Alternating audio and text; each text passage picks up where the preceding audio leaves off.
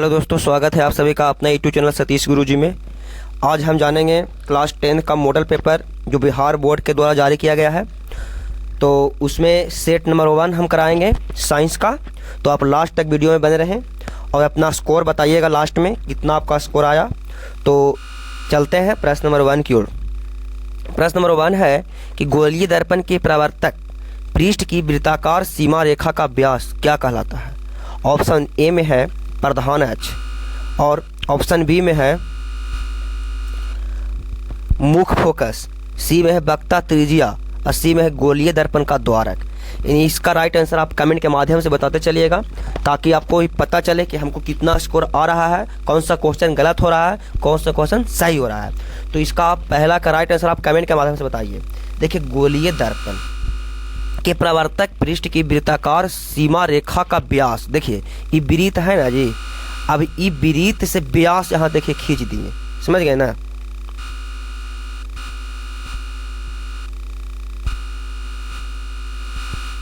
देखिए वृत्त वो खींचे, समझ गए। और ये वृत्त के कुछ ही कहा गोलीय दर्पण के परावर्तक पृष्ठ की वृत्ताकार सीमा रेखा का व्यास, तो देखिए अगर मान लीजिए कि केंद्र है तो इसको व्यास ई होता है। तो यहाँ पर यही है ना, यहाँ से लेकर यहाँ तक इसी को कुछ ही बोलते हैं तो प्रधान अक्ष या मुख्य अक्ष, प्रधान अक्ष या मुख्य अक्ष कहते हैं। तो बताइए इसका राइट आंसर क्या होगा, प्रधान अक्ष। अगर प्रधान अक्ष नहीं रहता तो कुछ ही मारते, अगर रहता मुख्य अक्ष तो कुछ ही मारते मुख्य अक्ष। यानी गोलीय दर्पण के परावर्तक पृष्ठ की वृत्ताकार सीमा रेखा का व्यास क्या कहलाता है, तो प्रधान अक्ष कहलाता है। अगर बात किया जाए, देखिए अगर गोलीय दर्पण है और यहाँ से ऐसे रहता तो इसको कुछ मारते वक्ता त्रिज्या, समझ गए। प्रश्न नंबर 2 की ओर चलते हैं। निम्न में से किस दर्पण की फोकस दूरी धनात्मक होती है। देखिए धनात्मक किसका होता है। ऑप्शन ए में है उत्तल दर्पण, बी में है अवतल दर्पण, सी में है समतल दर्पण और डी में इनमें से कोई नहीं। तो देखिए उत्तल दर्पण का जो फोकस दूरी होता है ना धनात्मक होता है, याद रखिएगा। उत्तल दर्पण का फोकस दूरी धनात्मक होता है और अवतल दर्पण की फोकस दूरी ऋणात्मक होती है, याद रखिएगा। उत्तल दर्पण की फोकस दूरी धनात्मक और अवतल दर्पण की फोकस दूरी ऋणात्मक होती है। अब यहाँ पूछता है कोची कि किस दर्पण की फोकस दूरी धनात्मक होती है, तो इसका राइट आंसर क्या होगा दोस्त, तो उत्तल दर्पण हो जाएगा। क्या हो जाएगा, उत्तल दर्पण। तो प्रश्न नंबर 3 की ओर चलते हैं। किस वर्ण यानी रंग का तरंगदैर्घ्य सबसे बड़ा है। बताइए ऑप्शन ए में लाल और बी में नीला, सी में पीला और डी में बैगनी। देखिए आगे 3 का राइट आंसर बताइए, साइलेंट करिए ना। ए में लाल, बी में नीला, सी में पीला और डी में बैगनी। तो किस रंग का तरंगदैर्घ्य सबसे बड़ा है, लाल, नीला, पीला, बैगनी। ये 3 का राइट आंसर हो जाएगा। देखिए लाल का तरंगदैर्घ्य सबसे ज़्यादा होता है और बैगनी का सबसे कम होता है, याद रखिएगा। किस रंग का तरंगदैर्घ्य सबसे बड़ा चाहे पूछेगा चाहे सबसे अधिक होता है, तो कुछ हो जाएगा लाल के, लाल का तरंगदैर्घ्य सबसे ज़्यादा और बैगनी का सबसे कम, बैगनी का सबसे कम, याद रखिएगा। अगर पूछ देता ही क्वेश्चन में कि किस रंग का है ना तरंगदैर्घ्य सबसे कम होगा तो कुछ ही मारते बैगनी, और सबसे ज़्यादा किसको होगा, लाल होगा। अब देखिए अगर पूछेगा यही क्वेश्चन में अगर पूछ देता कि किस रंग का विचलन सबसे कम होता है, देखिए जिसका तरंगदैर्घ्य ज़्यादा उसका विचलन कम होगा, याद रखिएगा। जिसका तरंगदैर्घ्य ज़्यादा उसका विचलन कुछ हो जाएगा कम। अब जिसका तरंगदैर्घ्य सबसे ज़्यादा उसका विचलन सबसे कम और जेकर तरंगदैर्घ्य कम तो ओकर विचलन अधिक, यानी उल्टा हो जाएगा। देखिए तो लाल रंग का तरंगदैर्घ्य सबसे ज़्यादा रहेगा लेकिन विचलन सबसे कम होगा, विचलन सबसे कम होगा। बैगनी रंग का तरंगदैर्घ्य सबसे ज़्यादा लेकिन विचलन बैगनी रंग का तरंगदैर्घ्य सबसे कम लेकिन विचलन सबसे अधिक होगा, समझ गए हैं। यानी तरंगदैर्घ्य का उल्टा हो जाएगा, तो सबसे ज़्यादा तरंगदैर्घ्य लाल का होता है, ठीक है। प्रश्न नंबर 4 की ओर चलते हैं। तो प्रश्न नंबर 4 की ओर चलते हैं। प्रश्न नंबर 4 कहता है कि किसी वस्तु का प्रतिबिंब आँख के किस भाग पर पड़ता है। यानी इस VVI प्रश्न है, किसी वस्तु का प्रतिबिंब आँख के किस भाग पर पड़ता है, रेटिना, पुतली, कॉर्निया की आइरिस। देखिए किसी भी वस्तु का प्रतिबिंब आँख के रेटिना पर पड़ता है, कहाँ पर, रेटिना पर पड़ता है। और अगर पूछ देगा कि रेटिना पर किसी वस्तु का प्रतिबिंब कैसा बनता है, देखिए वास्तविक और उल्टा बनता है, वास्तविक और उल्टा, याद रखिएगा वास्तविक और उल्टा बनता है, वास्तविक और उल्टा, वास्तविक और उल्टा, समझ गए। और कहाँ बनता है, तो किसी वस्तु का प्रतिबिंब आँख के किस भाग पर पड़ता है, तो रेटिना पर पड़ता है। यानी 4 का right answer option number A हो जाएगा। प्रश्न नंबर 5, निम्नलिखित में से किस माध्यम में प्रकाश की चाल सबसे अधिक होती है। देखिए सबसे ज़्यादा अधिक किस में होगा, पानी में, लोहा में, कांच में, निर्वात में। देखिए सबसे ज़्यादा अगर बात किया जाए तो निर्वात में होता है, समझिए। 3 गुना 10 के पावर 8 मीटर प्रति सेकंड। प्रश्न नंबर 6, दूर दृष्टि वाला नेत्र साफ साफ देख सकता है। निकट की वस्तु, दूर की वस्तु, केवल छोटी छोटी वस्तु, केवल बड़ी बड़ी वस्तु। देखिए सबसे पहले याद रखिएगा 2 के 3 और 3 के 4, जिसमें दूर दृष्टि में है जना, दूर दृष्टि में क्या अक्षर है, 2 अक्षर। और निकट में कितना अक्षर रहेगा, 3 गो। तो अगर पूछेगा ना, अब बताइए उत्तल दर्पण में कितना अक्षर है, बताइएगा। उत्तल दर्पण में 3 अक्षर है, और अवतल दर्पण में कितना है, अवतल, देखिए 4 अक्षर है ना। तो इसको ट्रिक याद रखिएगा कि 2 के 3 और 3 के 4। देखिए उत्तल दर्पण में 3 अक्षर और अवतल दर्पण में 4 अक्षर। तो देखिए 2 के 3 और 3 के 4, समझ गए। यानी दूर दृष्टि में उत्तल, समझ गए, दूर दृष्टि में उत्तल और निकट दृष्टि में अवतल, समझ गए। दूर दृष्टि में उत्तल और निकट में अवतल। अब प्रश्न को जी कहता है, ये देखिए कहता है कि दूर दृष्टि वाला नेत्र साफ साफ देख सकता है। आप बताइए तो दूर दृष्टि वाला कौन वस्तु को देखेगा, बताइए आप लोग।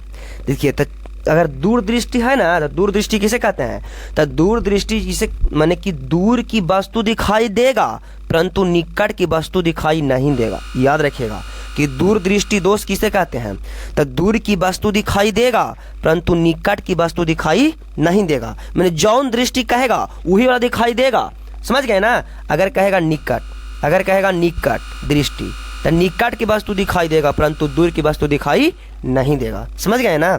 आप बताइए तो यहाँ कोई कहता है कि दूर दृष्टि वाला नेत्र साफ साफ देख सकता है, किसको देखेगा बताइए। तो कहा दूर दृष्टि, तो देख कहा दूर दृष्टि दोष वाला नेत्र साफ साफ देख सकता है, तो दूर की वस्तु को ही देख सकता है। अगर कहेगा निकट दृष्टि वाला नेत्र साफ साफ देखता है, तो निकट की वस्तु को देखेगा, समझ गए ना। यानी यहाँ 6 का right answer option number B हो जाएगा। प्रश्न नंबर 7, प्रश्न नंबर 7 देखिएगा। प्रश्न नंबर 7 कहता है एक अभिसारी किरण पुंज समतल दर्पण पर आपतित होती है तो परिवर्तित किरण पुंज क्या होगा।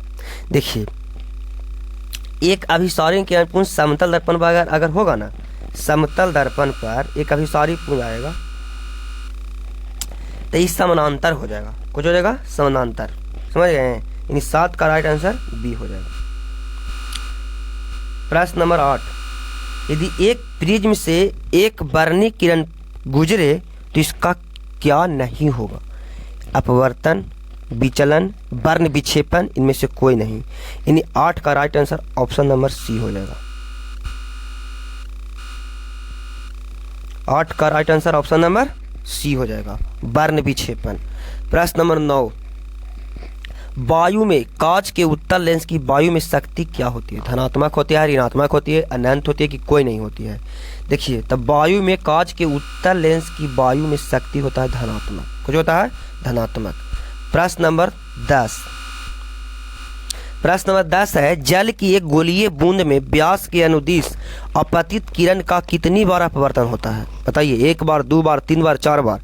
तो देखिए 2 बार होगा। जल की एक गोलीय बूंद में व्यास के अनुदिश अपतित किरण का कितनी बार अपवर्तन होगा, तो 2 बार। स्विच लगाए जाते हैं कौन सा तार में, भू योजित तार में, ठंडा तार में, कि गर्म तार में, कि सभी में। देखिए 11 का राइट आंसर क्या होगा। देखिए जब भी अगर स्विच लगाएंगे ना तो गर्म तार में लगाते हैं। कौन तार में लगाते हैं, तो गर्म तार में लगाते हैं, समझ गए ना। प्रश्न नंबर 12 की ओर चलते हैं। कहता है कि जूल प्रति कूलाम, जूल प्रति कूलाम क्या कहलाता है। वाट, एम्पियर, ओम, वोल्ट। यानी 12 का right answer option number D हो जाएगा। देखिए वोल्ट को ही जूल प्रति कूलाम बोलते हैं, समझ गए ना।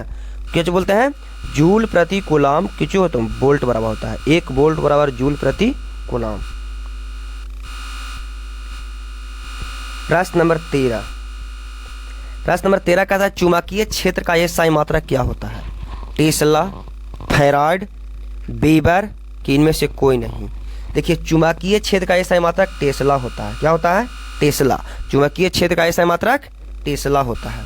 प्रश्न नंबर 14। विद्युत घंटी विद्युत धारा के किस प्रभाव पर कार्य करता है? ऊष्मीय प्रभाव, रासायनिक प्रभाव, चुंबकीय प्रभाव, इनमें से कोई नहीं? देखिए विद्युत घंटी है ना, जो विद्युत धारा के उस चुंबकीय प्रभाव पर काम करता है। कौन प्रभाव पर? तो चुंबकीय प्रभाव पर। आगे प्रश्न नंबर 15। हाँ VVI प्रश्न है दोस्त। डायनेमो बदलता है? ध्वनि ऊर्जा को विद्युत ऊर्जा में, कि यांत्रिक ऊर्जा को विद्युत ऊर्जा में, कि विद्युत ऊर्जा को ध्वनि ऊर्जा में, कि विद्युत ऊर्जा को यांत्रिक ऊर्जा में? देखिए तब 15 का right answer option number B हो जाएगा। डायनेमो जो है ना यांत्रिक ऊर्जा को विद्युत ऊर्जा में बदलता है। डायनेमो जो है ना यांत्रिक ऊर्जा को विद्युत ऊर्जा में बदलता है। प्रश्न नंबर 16। अपवर्तनांक का रंग पर निर्भर करना क्या कहलाता है? प्रकीर्णन, अपवर्तन, प्रवर्तन, वर्ण विक्षेपण? देखिए 16 का राइट आंसर हो जाएगा वर्ण विक्षेपण। अपवर्तनांक के रंग पर निर्भर करना वर्ण विक्षेपण कहलाता है। प्रश्न नंबर 17। प्रश्न नंबर 17 कहता है एक मोटर कार के पक्षदर्शी दर्पण में बना प्रतिबिंब होता है वस्तु से छोटा, वस्तु से बड़ा, वस्तु के तुल्य यानी बराबर, इनमें से कोई नहीं? देखिए तो इसका राइट आंसर होगा वस्तु से छोटा। एक मोटर कार के पक्षदर्शी दर्पण में बना प्रतिबिंब होता है वस्तु से छोटा। प्रश्न नंबर 18। एक विद्युत सेल से धारा प्राप्त करने पर इसके सिरों के बीच विभवांतर का मान हो जाता है। एक विद्युत सेल से धारा प्राप्त करने पर इसके सिरों के बीच विभवांतर का मान होता है विद्युतवाहक बल से अधिक, विद्युतवाहक बल से दुगुना, विद्युतवाहक बल से कम, कि इनमें से कोई नहीं? तो देखिए 18 का राइट आंसर हो जाएगा विद्युतवाहक बल से दुगुना हो जाता है। समझ गए? प्रश्न नंबर 19। प्रश्न नंबर 19 चलिए। एक अवतल दर्पण के ध्रुव एवं फोकस के ठीक मध्य स्थित बीम के लिए आवर्धन होगा। देखिए एक अवतल दर्पण के ध्रुव यानी फोकस, ध्रुव यानी P और फोकस यानी F के ठीक बीच में स्थित प्रतिबिंब के लिए आवर्धन क्या होगा? 1 होगा, 2 होगा, 1/2 होगा, कि इनमें से कोई नहीं? देखिए 19 का right answer option number B हो जाएगा, 2 हो जाएगा। प्रश्न नंबर 20। जीवाश्म ईंधन के जलने के किनके ऑक्साइड उत्पन्न होता है? जीवाश्म ईंधन के जलने से किनके ऑक्साइड उत्पन्न होता है? सल्फर, कार्बन, नाइट्रोजन, इनमें से सभी? देखिए 20 का right answer option number D हो जाएगा, सल्फर भी, कार्बन भी और नाइट्रोजन भी। अगला प्रश्न नंबर 21। विद्युत प्रतिरोधकता का एसआई मात्रक होता है? ओम मीटर, ओम मीटर कि वोल्ट मीटर? देखिए तो 21 का right answer option number C A हो जाएगा। सॉरी ओम मीटर दोनों में दिल है जी, ए और सी दोनों में नहीं। अच्छा ये मारिएगा। प्रश्न नंबर 22। प्रश्न नंबर 22 कहता है कि चुंबकीय फ्लक्स में परिवर्तन की दर का एसआई मात्रक है। चुंबकीय फ्लक्स में परिवर्तन की दर का एसआई मात्रक? देखिए 22 का right answer option number C हो जाएगा, वेबर। चुंबकीय फ्लक्स का एसआई मात्रक होता है वेबर। चुंबकीय फ्लक्स का एसआई मात्रक वेबर। प्रश्न नंबर 23। समांग माध्यम से प्रकाश गमन करता है वक्र रेखा में, वृत्त में, अनिश्चित तरीके से कि सरल रेखा में? देखिए प्रकाश गमन कब कैसे करता है? तब प्रकाश एक सरल रेखा में गमन करता है, यानी सीधी रेखा में गमन करता है। अगर सरल रेखा रहेगा तो सरल रेखा मारिएगा, सीधी रेखा रहेगा तो सीधी मारिएगा, लेकिन है कोई चीज़ सरल तो सरल रेखा मार दीजिएगा। प्रश्न नंबर 24। प्रश्न नंबर 24 है यदि एक प्रिज्म से एक वर्णिक किरण गुजरे तो इसका नहीं होगा। क्या नहीं होगा? तो देखिए इसका वर्ण विक्षेपण नहीं होगा। ये प्रत्येक इलेक्ट्रॉन पर ऋणात्मक आवेश होता है, बताइए इसका राइट आंसर क्या होगा? प्रत्येक इलेक्ट्रॉन पर ऋणात्मक आवेश होता है 1.6 10 के पावर -20 कूलाम, 1.6 10 के पावर -18 कूलाम, 1.6 10 के पावर -19 कूलाम, 1.6 10 के पावर -17 कूलाम। तो देखिए तब 25 का right answer option number C हो जाएगा। एक इलेक्ट्रॉन पर ऋणात्मक आवेश कितना होता है? 1.6 10 के पावर -19 कूलाम। प्रश्न नंबर 26। एक घोल नीले लिटमस पत्र को लाल कर देता है, तो घोल का पीएच मान क्या होना चाहिए भाई? देखिए 26 का राइट आंसर हो जाएगा 2। यानी नीले लिटमस पद को अगर लाल कर देता है तो 7 से कम रहेगा वही होगा, नीला करेगा। समझ गए हैं? 7, एक बात याद रखिएगा, पीएच मान 7 जो रहेगा उसको उदासीन बोलते हैं। समझ गए? 7 से कम तो अम्लीय, 7 से कम तो अम्लीय, और 7 से ज़्यादा तरह कुछ रहेगा क्षारीय, 7 से ज़्यादा क्षारीय। समझ गए ना? यानी नीले निटमस पद को लाल कर देता है तो उसका पीएच मान 7 से कम हो जाएगा। कौन होगा? देखिए तो ये होगा ना, ये होगा ना, ये होगा ना, कौन हो जाएगा? ये हो जाएगा। प्रश्न नंबर 27। आप बताइए लोहा का परमाणु संख्या क्या होता है? तो देखिए लोहा के परमाणु संख्या कितना होता है बताइए आप? 26 होता है। लोहा के परमाणु संख्या 26, और लोहा के संकेत को पूछा जाए तो एफ ही मारना। समझ गए? प्रश्न नंबर 28। प्रश्न नंबर 28 देखिए, सल्फर परमाणु की 72 कक्षा में इलेक्ट्रॉन की संख्या कितनी होती है? अब बताइए 28 का राइट आंसर क्या होगा? तो देखिए 28, सल्फर की परमाणु संख्या कितना होता है? सल्फर के परमाणु संख्या उसके अनुसार देखिए निकालिएगा ना। देखिए 2, 8 और 7, तो सल्फर के परमाणु संख्या 17 होता है। तब इलेक्ट्रॉनिक विन्यास निकालिएगा तब सबसे पहले 2 लिखिएगा, उसके बाद 8, तो अंतिम में कितना बचा? 7 बचा। समझ गए? 17 नहीं 16 होता है जी, 16 होता है। तो 2, 8, 6, 2, 8, 6, यानी 72 कक्षा में 6 इलेक्ट्रॉन होना चाहिए। यानी राइट आंसर सी हो जाएगा। यानी 28 का कुछ हो जाएगा सी। समझ गए? प्रश्न नंबर 29। प्रश्न नंबर 29, एल्युमिनियम पर मोटी ऑक्साइड की परत बनाने की प्रक्रिया क्या कहलाती है? जस्तीकरण, एनोडीकरण, समृद्धिकरण, इनमें से कोई नहीं। तो 29 का right answer option number B हो जाएगा, एनोडीकरण। एल्युमिनियम पर मोटी ऑक्साइड की परत बनाने की प्रक्रिया क्या कहलाती है? एनोडीकरण। प्रश्न नंबर 30, कौन सा कार्बन यौगिक सबसे अधिक अभिक्रियाशील है? बताइए। देखिए CH4 यानी मेथेन, C2H6, C2H4 और C3H8। देखिए 30 का right answer option number C हो जाएगा दोस्त। यानी कार्बन यौगिक सबसे अधिक अभिक्रियाशील है C2H4। देखिए यानी CnH2n इसको फार्मूला होता है, CnH2n किसका फार्मूला होता है? एल्कीन का। समझ गए ना? एल्कीन का फार्मूला। अगर एल्काइन का पूछा जाता है CnH2n-2, अब एल्केन के CnH2n+2 होता है। समझ गए? अब एल्केन होता है प्रथम बॉन्ड, एल्कीन होता है डबल बॉन्ड, और एल्काइन होता है ट्रिपल बॉन्ड। प्रश्न नंबर 31, विरंजक चून का रासायनिक सूत्र बताइए। कौन हो जाएगा? विरंजक VVI प्रश्न है। विरंजक चून का रासायनिक सूत्र क्या होगा? तो देखिए विरंजक चून का अगर रासायनिक सूत्र बात किया जाए तो देखिए CaOCl2, याद रखिएगा CaOCl2। समझ गए? यानी बी हो जाएगा। प्रश्न नंबर 32, रासायनिक अभिक्रिया में भाग लेने वाले पदार्थों को क्या कहते हैं? उत्पाद, अभिकारक, कि दोनों, कि इनमें से कोई नहीं। तो रासायनिक अभिक्रिया में जो भाग लेता है उसको क्या कहते हैं? अभिकारक। रासायनिक अभिक्रिया में भाग लेने वाले पदार्थ को अभिकारक, और जो जो फल प्राप्त होता है उसे प्रतिफल कहते हैं, यानी उत्पाद कहते हैं। प्रश्न नंबर 33, टूथपेस्ट क्या होता है? क्षारीय होता है, अम्लीय होता है, उदासीन होता है, कि इनमें से सभी? ये 33 का right answer option number A, toothpaste क्षारीय होता है। टूथपेस्ट कैसा होता है? क्षारीय। याद रखिएगा टूथपेस्ट कैसा होता है? क्षारीय। प्रश्न नंबर 34, निम्नलिखित में कौन कार्बोक्सिलिक समूह है? बताइए। CHO, CO, COOH।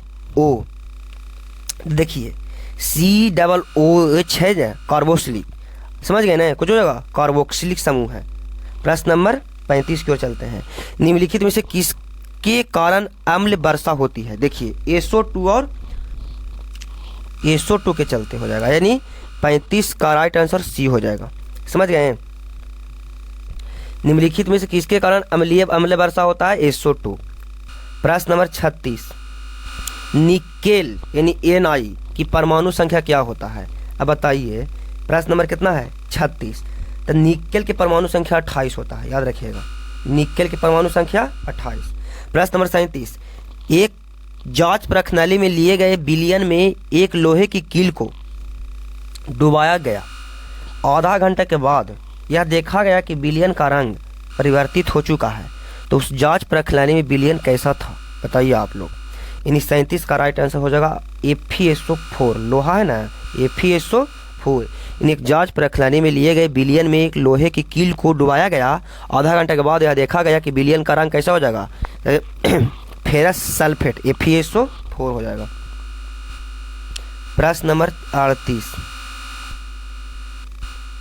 इथेनॉल को सांद्र H2SO4 के साथ गर्म करने पर निम्नलिखित में से कौन सी गैस बनती है? C2H6, CHO4, C2H2, C2H4। यानी 38 का right answer option number C हो जाएगा, C2H2। प्रश्न नंबर 39, प्रश्न नंबर 39 है, हीरा किस तत्व का अपरूप है? बताइए, गंधक के, फास्फोरस के, सिलिकॉन के कि कार्बन के? यानी 39 का राइट आंसर हो जाएगा ऑप्शन नंबर डी। हीरा जो है ना, ये कार्बन का अपरूप है। किसका अपरूप है? कार्बन के। प्रश्न नंबर 40, 1 ग्राम सोने से कितना लंबा तार बनाया जा सकता है? 2 किलोमीटर। 1 ग्राम सोना अगर रहेगा तो आप 2 किलोमीटर सोना को खींच सकते हैं। यानी आंसर हो जाएगा डी। प्रश्न नंबर 41, प्रश्न नंबर 41 है कि निम्नांकित यौगिकों में कौन जल में विलेय है? बताइए, benzene, methane, glucose, carbon dioxide. इन 41 का राइट आंसर हो जाएगा ऑप्शन नंबर सी, ग्लूकोज। समझ गए? ग्लूकोज जो है ना, जल में विलेय होता है। अगर कोई पूछ देगा ग्लूकोज का सूत्र कुछ होता है C6H12O6। और एक बात और याद रखिएगा, प्रकाश संश्लेषण का अगर पूछ देगा सूत्र तभी जरूर आप याद रखिएगा। देखिए, जब कार्बन डाइऑक्साइड यानी CO2, जब कार्बन डाइऑक्साइड और जल के द्वारा, समझ गए, जल के द्वारा सूर्य प्रकाश की उपस्थिति में क्लोरोफिल के माध्यम से ग्लूकोज अणु का संश्लेषण होता है तो कुछ का निर्माण करता है, ऑक्सीजन यानी O2, और प्लस जल बनाता है H2O। तो यहाँ पर ही खाली लगाइए 6, यहाँ पर ही 12 लगा दीजिएगा और यहाँ पर भी 6 लिख दीजिएगा, बन जाएगा, प्रकाश संश्लेषण का सूत्र हो जाएगा। प्रश्न नंबर 42, निम्नांकित में कौन सा अम्लगम है? बताइए, अम्लगम। तो CuZn कि PbSn, CuSn, NaHg। तो देखिए 42 का राइट आंसर ऑप्शन नंबर हो जाएगा, अम्लगम अगर पूछेगा ना तो सोडियम और पारा हो जाएगा, सोडियम और पारा। यानी सोडियम का संकेत Na और पारा का होता है Hg। समझ गए? तो प्रश्न नंबर 43 के चलते हैं, एथिलीन का IUPAC नाम क्या होता है? इथेन, एथीन, इथाइन कि इनमें से कोई नहीं? तो देखिए, अगर 43 के बात किया जाए तो एथीन होगा, एथिलीन का IUPAC नाम हो जाएगा एथीन। प्रश्न नंबर 44, ब्यूटेनोन का अनुसूत्र C4H8O है, इसका क्रियाशील समूह होगा एल्डिहाइड्रिक, कीटोनिक, एल्कोहलिक, इनमें से कोई नहीं। तो देखिए 44 का राइट आंसर हो जाएगा एल्डिहाइडिक। एल्क्वाइन में 2 कार्बन परमाणु के बीच कितने सहसंयोजक बंधन होते हैं? देखिए 45 का राइट आंसर हो जाएगा बी, 3। एल्काइन में 3 होता है। समझ गए? प्रश्न नंबर 46, सेनेबार किस धातु का अयस्क है? सीनेबार तो पारा का यानी Hg। यानी 46 का right answer option number D हो जाएगा। प्रश्न नंबर 47, प्रश्न नंबर 47 का आता है, सल्फाइड अयस्क का सांद्रण निम्नलिखित में से किस विधि द्वारा होता है? देखिए दोस्त, आप लास्ट तक जरूर वीडियो में बने रहें। समझ गए? और प्रतिदिन आप एक सेट जरूर मारें और इस सेट से आपको बहुत फायदा मिलने वाला है। समझ गए? तो आप लास्ट तक वीडियो में बने रहें और 80 प्रश्न तक बने रहें ताकि आपको एग्जाम में पूरा यही प्रश्न आपको देखने को मिलेगा। समझ गए? तो आप लास्ट तक वीडियो में बने रहें। अब बताइए भी, प्रश्न नंबर क्या है? 47। तो आप आंसर बताते चलिएगा कि कौन सा इसका आंसर होगा, आप कमेंट के माध्यम से बताते चलिए। समझ गए? तो प्रश्न नंबर 47 बताइए कि सल्फाइड अयस्क का सांद्रण किस विधि द्वारा होता है? द्रवण विधि, निष्स्थापन, हाथ से चुनकर कि फेन उत्प्लावन विधि? बताइए आप 47 का राइट आंसर बताइए क्या होगा जी। सल्फाइड अयस्क का सांद्रण किस विधि के द्वारा होता है? बताइए आप लोग। देखिए तो इसका होता है फेन उत्प्लावन विधि द्वारा। समझ गए? तो प्रश्न नंबर 48 की ओर चलते हैं, जल के वैद्युत अपघटन में कैथोड पर कौन सी गैस युक्त होती है? बताइए, जान लगा दो, एकदम टाइम नहीं है अब दोस्त, बस 1 महीना है। लाइक कर दो, लाइक कर दो गुरु, लाइक कर दो। प्रश्न नंबर 48, जल के वैद्युत अपघटन में कैथोड पर कौन सी गैस युक्त होती है?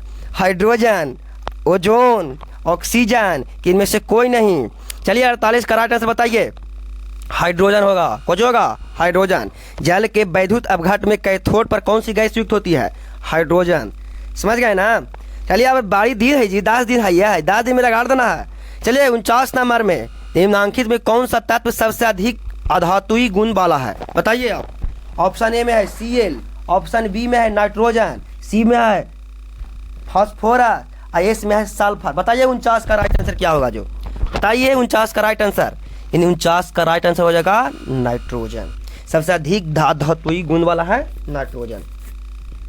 प्रश्न नंबर 50, नीला थोथा। बताइए, इधर बोलता है तूतिया। समझ गए? इसका सूत्र बताइए। नीला थोथा का सूत्र बताइए क्या होगा? भी आइए प्रश्न है, लड़ेगा एकदम कन्फर्म है क्या आएगा? 50 का राइट आंसर क्या होगा? देखिए, नीला थोथा या तूतिया का CuSO4 × 5H2 होता है। समझ गए? CuSO4 × 5H2। अगर पूछ देगा कि नीला थोथा या तूतिया का रासायनिक सूत्र क्या होता है, तो CuSO4 × 5H2। तो चलिए प्रश्न नंबर 51 में। प्रश्न नंबर 51 में प्रदूषण युक्त ऊर्जा स्रोत है पवन ऊर्जा, सौर ऊर्जा, जल वैद्युत ऊर्जा, कि इनमें से सभी? चलिए 51 का राइट आंसर बताते चलिए। देखिए, प्रदूषण मुक्त ऊर्जा है, सौर ऊर्जा है, पवन ऊर्जा भी है, जल विद्युत ऊर्जा, इनमें से सभी मार देना। समझ गए? प्रश्न नंबर 52, निम्नलिखित में से किस हाइड्रोकार्बन में कार्बन कार्बन परमाणु के बीच 3 आबंध होता है? बताइए। देखिए, तो C3H4 में होगा, C3H4 में। चलिए प्रश्न नंबर 53। प्रश्न नंबर 53 कहता है, निम्नलिखित में से कौन सा यौगिक एरोमेटिक यौगिक है? Methane, propane, butane, benzene. देखिए, तो 53 का राइट आंसर हो जाएगा ऑप्शन नंबर डी। 53 का right answer option number D, benzene. Aromatic यौगिक है बेंजीन। बेंजीन का सूत्र होता है C6H6। समझ गए? C6H6। आगे प्रश्न नंबर 54, उच्च बसीय अम्लों के सोडियम लवण क्या कहलाता है? उच्च बसीय अम्लों के सोडियम लवण क्या कहलाता है? अपमार्जक, साबुन, प्लास्टिक, रबर। तो देखिए 54 का राइट आंसर बताइए आप लोग। इसका कमेंट के माध्यम से बताइएगा कि उच्च बसीय अम्लों के सोडियम लवण क्या कहलाता है। आप कमेंट के माध्यम से जरूर बताइएगा। चलिए प्रश्न नंबर 55 को चलते हैं। एक कक्षा में इलेक्ट्रॉनों की अधिकतम संख्या होती है, कौन सा फार्मूला होता है? देखिए 2n²। कुछ होता है 2n²। समझ गए ना? चलिए प्रश्न नंबर 56, साइटोन का आकार कैसा होता है? ताराकार, गोलाकार, त्रिभुजाकार, इनमें से कोई नहीं? तो देखिए 56 का जो पूछता है साइटोन का आकार तो ताराकार होता है। प्रश्न नंबर 57, निम्नलिखित में कौन एक पादप हार्मोन नहीं है? Oxytocin, ethylene, cytokinin, oxygen. बताइए 57 का राइट आंसर। नहीं अगर पूछ रहा है, देखिए एथिलीन भी है ना जी, एथिलीन भी पादप हार्मोन है, साइटोकाइनिन भी है और ऑक्सीन भी है, लेकिन ऑक्सीटोसिन नहीं है, यानी ए हो जाएगा राइट आंसर। समझ गए ना? प्रश्न नंबर 58, यूरिया रक्त में कहाँ प्रवेश करता है? यूरिया जो होता है रक्त में कहाँ प्रवेश करता है? श्वास नलिका, यकृत, वृक्क, फेफड़ा। श्वास नलिका में प्रवेश करता है। प्रश्न नंबर 59, निम्नलिखित में कौन किसी पारिस्थितिकी तंत्र का एक जैव अपघटक हो सकता है? तापमान, कवक, वायु, मृदा। यानी 59 का राइट आंसर हो जाएगा कवक। क्या हो जाएगा? कवक। प्रश्न नंबर 60, नर युग्मक तथा मादा युग्मक के संयोजन से बनता है? बताइए। बीज बनता है, जाइगोट बनता है, शुक्राणु बनता है, क्या अंडाणु बनता है? तो देखिए नर युग्मक और मादा युग्मक के संयोजन से जाइगोट बनता है। कुछ बनता है तो जाइगोट बनता है, यानी आंसर हो जाएगा बी। पादप अवशिष्ट संचित रहता है कहाँ? पादप अवशिष्ट संचित रहता है कोशिकीय रक्तकोशिकाओं में, पत्तियों में, छाल में, कि सभी में? देखिए 61 का राइट आंसर सभी मार देंगे। पादप अवशिष्ट संचित रहता है सभी, पत्ती मैंने कोशिकीय रिक्ति में भी, छाल में भी। बताइए समान अनुशीथिलन रक्त दाब कितना होता है? बताइए 130, 120, 180, यानी 62 का राइट आंसर हो जाएगा ऑप्शन नंबर डी 80। अनुशीथिलन तो 80 mm। अगर बीपी पूछता है तो 120/80 हो जाएगा। स्वस्थ मनुष्य का बीपी कितना होता है? 120/80। अगर पूछेगा बीपी का फुल फॉर्म कुछ होता है ब्लड प्रेशर, कुछ होता है ब्लड प्रेशर। प्रश्न नंबर 63, मनुष्य बिजली तथा चमगादड़ के अग्रपाद होते हैं, बताइए। असमजात अंग, समजात अंग, अवशेषी अंग, इनमें से कोई नहीं। देखिए मनुष्य, बिल्ली और चमगादड़ के जो अग्रपाद होता है उस समजात अंग में होता है, कुछ में होता है समजात अंग में। अब बताइए 64 नंबर, पादप में फ्लोएम उत्तरदायी है। देखिए अगर बात किया जाए, देखिए जाइलम, तो जाइलम जल को पहुंचाएगा और फ्लोएम हो जाता है ना जो खाद्य पदार्थों को यानी भोजन संवहन को करता है। यानी 64 का right answer option number D हो जाएगा। यानी भोजन को पहुंचाने का काम करता है फ्लोएम। और एक बात याद रखिएगा, फ्लोएम में द्विदिशीय परिवहन होता है और जाइलम में एक दिशीय परिवहन होता है, समझ गए। चलिए प्रश्न नंबर 65, एक वयस्क मनुष्य के कितने दांत होता है? तो 32 को, तो कौन जानता है, ये 32 को होता है। चलिए 65 के छोड़िए। अब 66, एंड्रोजन क्या है? नर लिंग हार्मोन, मादा लिंग हार्मोन, पाचक रस, इनमें से सभी। एंड्रोजन क्या है? यानी 66 का राइट आंसर बताइए। है महाराज 66 के देखिए ना, ये नर लिंग हार्मोन है जी। एंड्रोजन क्या है? तो नर लिंग हार्मोन। चलिए प्रश्न नंबर 67, न्यूरॉन का वह हिस्सा जहां जानकारी हासिल की जाता है, बताइए। तंत्रिका कक्ष शिरा, तंत्रिका कक्ष, डेंड्राइट, कोशिका पिंड। देखिए तो 67 का राइट आंसर हो जाएगा ऑप्शन नंबर सी, डेंड्राइट। चलिए प्रश्न नंबर 68, आनुवंशिकता का सिद्धांत किसने प्रतिपादित किया? Lamarck, Charles Darwin, Gregor John Mendel, कि इनमें से कोई नहीं। देखिए बहुत भी यह प्रश्न है, तो 68 का राइट आंसर क्या हो जाएगा? Gregor John Mendel. अब किस कर मटर के पौधा पर किया था ये? चलिए आगे, प्रकाश संश्लेषण की प्रकाश अभिक्रिया निर्भर करता है किस पर? प्रकाश संश्लेषण की प्रक्रिया जल पर, सूरज की रोशनी पर, क्लोरोफिल पर, सभी पर। देखिए सभी मारिएगा, बहुत भी यही प्रश्न है ये। चलिए प्रश्न नंबर 70 कुछ कहता है गुद्दे में उत्पादित मूत्र मूत्राशय में जमा हो जाता है। यानी देखिए इसको हो जाएगा मूत्र मार्ग से और मूत्र वाहिनी से, दोनों मार देना है, समझ गए ना। चलिए प्रश्न नंबर 71, रक्त क्या है? बताइए, बहुत अच्छा क्वेश्चन है। रक्त एक तरल संयोजी उत्तक है। रक्त एक तरल संयोजी उत्तक है। अगर उत्तक दिया जाए उत्तके मारिएगा। पहले 72 में चलिए, फूल में नर प्रजनन अंग है, वर्तिका, वर्तिकार, अंडाशय, पुंकेसर। तो देखिए 72 का राइट आंसर हो जाएगा ना पुंकेसर। नर प्रजनन अंग कौन है? पुंकेसर। फूल में नर प्रजनन अंग पुंकेसर। प्रश्न number 73, the origin of species किसके द्वारा लिखा गया है? Gregor John Mendel, Weismann, Charles Darwin, Lamarck. देखिए 73 का right answer option number C, Charles Darwin. The origin of species किसके द्वारा लिखा गया है? तो चार्ल्स डार्विन के द्वारा। प्रश्न नंबर 74, मानव आहार नाल का सबसे लंबा भाग है? मानव आहार नाल का सबसे लंबा भाग है ग्रास नली, बड़ी आंत, छोटी आंत, अमाशय। देखिए तो 74 का सबसे मानव आहार नाल का सबसे लंबा भाग है छोटी आंत। और देखिए भोजन का पूर्ण रूप से पचन कहाँ होता है? तो छोटी आंत में। पूछेगा आहार नाल की लंबाई कितना से कितना था? 8 से 10 मीटर लंबा है, याद रखिएगा। आहार नाल 8 से 10 मीटर लंबा है। प्रश्न नंबर 75, निम्न में से कौन मादा जनन तंत्र का भाग नहीं है? गर्भाशय, शुक्रवाहिका, डिंबाहिनी, अंडाशय। देखिए तब 75 का राइट आंसर शुक्रवाहिका जो है ना, मादा जनन भाग नहीं है। मादा में अंडाशय रहता है, मादा जनन भाग नहीं है, इसमें शुक्रवाहिका नहीं होगा। बाकी अंडाशय, गर्भाशय, डिंबाहिनी कहाँ रहता है? मादा में रहता है। शुक्रवाहिका पुरुष में रहता है। 76, किस जीव में हीमोग्लोबिन नहीं होता है? मक्खी में, पक्षी में, कि मनुष्य में, कि इनमें से कोई नहीं? बताइए आप। मक्खी में नहीं होता हीमोग्लोबिन, समझ गए ना। प्रश्न नंबर 77, मनुष्य में श्वेत रक्त कोशिकाओं की जीवन WBC। देखिए अगर RBC की बात किया जाए तो 120 दिन होता है, लेकिन अगर बात किया जाए किसका बात किया जाए? मनुष्य में श्वेत WBC, तो WBC का 2 से 3 दिन होता है। अरे महीना दे ले जी, तो चलिए भाई 12 से 20 दिन मार दीजिए। 78, प्रसिद्ध पुस्तक द माइक्रोग्राफिया किनके द्वारा लिखी गई थी? Robertson, Darwin, Robert Hooke, Brown. Micrographia किसके द्वारा लिखी गई है?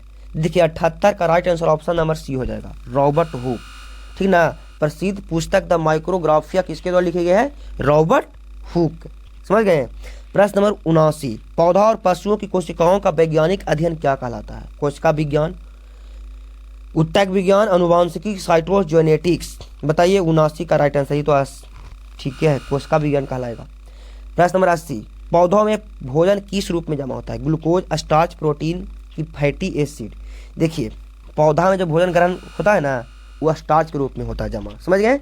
यानी 80 प्रश्न आपको करवा दिए और इसको जरूर याद रख लीजिएगा और ये क्वेश्चन एकदम सेम टू सेम आपको एग्जाम में देखने को मिलेगा। अगर आप हमारे चैनल पर नए हैं तो चैनल को सब्सक्राइब करना ना भूलें, अपने दोस्तों के पास शेयर करना ना भूलें, लाइक करें, सब्सक्राइब जरूर करें। Thanks for watching for video.